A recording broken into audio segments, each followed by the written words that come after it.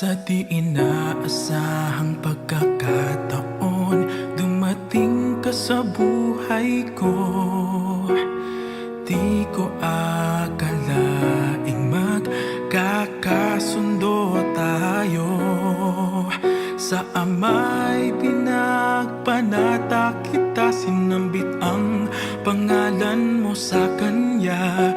At sinabi kong mahal kita, wala nang alinlangan.